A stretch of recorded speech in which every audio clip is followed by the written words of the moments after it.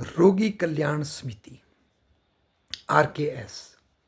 आए दिन हम हिमाचल की राजनीति में इसमें कार्यरत एम्प्लॉयज़ के धरने सुनते हैं, वर्कआउट सुनते हैं और प्रोटेस्ट सुनते हैं। विगत दिनों में शिमला में जो रोगी कल्याण समिति है उन्होंने बड़ा ज़बरदस्त प्रदर्शन किया था IGMC मेडिकल कॉलेज में, जिसकी वजह से आम आदमी को भी दिक्कतें आई थी। तो आखिर RKS है क्या? RKS भारतीय समिति कानून 1866 या 60 के तहत बनी हुई समितियां होती हैं। इनको basically national rural health mission और नेशनल हेल्थ मिशन के तहत बनाने की कोशिश की गई और 2005 के बाद ये local PHC, CHC, district hospital और मेडिकल कॉलेज के स्तर पर भी रोगी कल्याण समिति बनती है।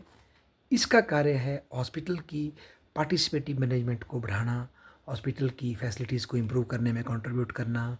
इसके अतिरिक्त हॉस्पिटल में जो बीमार आते हैं, उनके तीमारदार आते हैं, उनको फैसिलिटेट करना और इसके अतिरिक्त हॉस्पिटल में सस्ती दवाइयों की व्यवस्था करना। और हॉस्पिटल की ज़मीन की कोई कमर्शियल लैंड है तो उसको सोल्ड आउट करके या उसको रेंट आउट करके इनकम जनरेट करना, उसके लिए कोई फर्नीचर या दूसरी व्यवस्था करना, ये सब काम रोगी कल्याण समिति करती है। इसके मेंबरान बड़े स्तर पर MLA साहब और इस तरह के लोग भी हो सकते हैं, छोटे स्तर पे पंचायत के मेंबर्स भी हो सकते हैं, कई NGO भी हो सकती है और कई अधिकारी भी हो सकते हैं।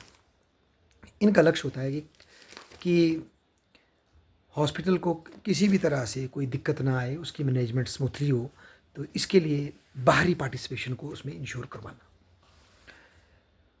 पर अब हो ये रहा हिमाचल में कि रोगी कल्याण समितिज़ में बहुत से एम्प्लॉयज़ को लगाया गया है ताकि लोगों को फैसिलिटी हो, चाहे फिर वो मेरे ख्याल से सफाई के लिए लगाए गए हों या काउंटर पे लोगों को OPD में मतलब रजिस्ट्रेशन वगैरह के लिए लगाए गए हों।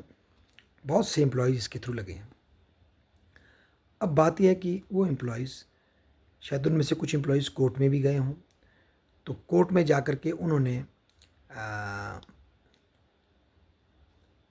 अपने हक की लड़ाई लड़ी, मतलब जो एक संविधान में सबको मिलती है। और शायद कोर्ट का कहीं डिसीजन आया कि 8 साल तक जो रेगुलर सर्विस कर चुके हैं उनको रेगुलर पे स्केल मिले, इस तरह का बोला एक डिसीजन आया है। तो इसको लेकर के वहाँ धरना हो रहा है कि जिन एम्प्लॉयज़ के 8 साल की सर्विस हो चुकी है उसको हॉस्पिटल मैनेजमेंट उन आउटसोर्स एम्प्लॉयज़ को रेगुलर क्यों नहीं करते। तो आए दिन हम RKS का जो झगड़ा देखते हो ये है।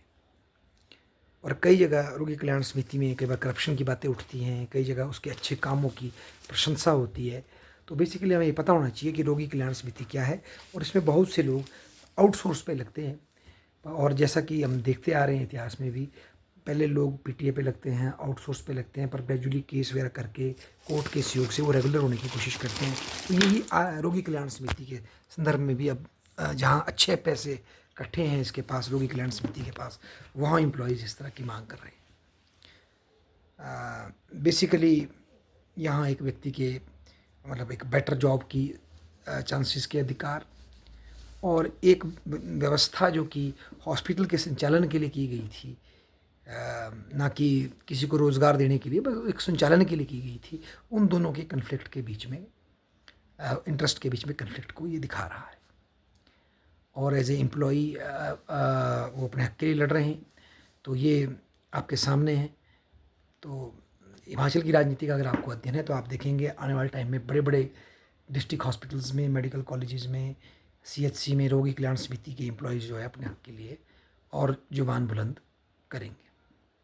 और एक तरह से ये दिखाई दे रहा है हिमाचल में जो फॉर्मल एम्प्लॉयमेंट का इनफॉर्मलाइजेशन हो रहा है गवर्नमेंट सेक्टर में, ये उसी का एक लक्षण है। जिस तरह की हमारे कॉलेजों में जो PTA फंड पे जो लोग रखे जाते हैं, बड़े बड़े कॉलेजों में 10 से 15, 20 लोग भी सफाई में, कंप्यूटर में या स्पोर्ट्स में इस तरह से रखे जाते हैं PTA पे, और उनकी सैलरी उसी PTA खाते से मिलती है।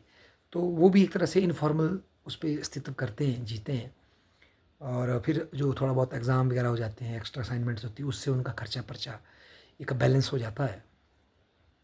तो ये उसी तरह का हिमाचल में जो हो रहा है, हिमाचल की व्यवस्था में जो इनफॉर्मलाइजेशन ऑफ गवर्नमेंट सेक्टर, रोज़गार का जो हो रहा है, ये उसी का एक साक्ष्य है।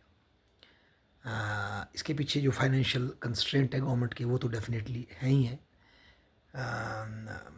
और साथ ही साथ जो अब गवर्नमेंट सेक्टर में जो एक सैचुरेशन आ चुकी है उसका भी ये प्रूफ दिखा रहा है with respect to paying capacity of the government, मैं बोलना चाहता हूँ।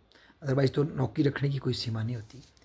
तो ये उसी तरह की हिमाचल पॉलिटिक्स की जो डायनामिक्स है उसकी ओर हमारे को संकेत करके दे रहा है।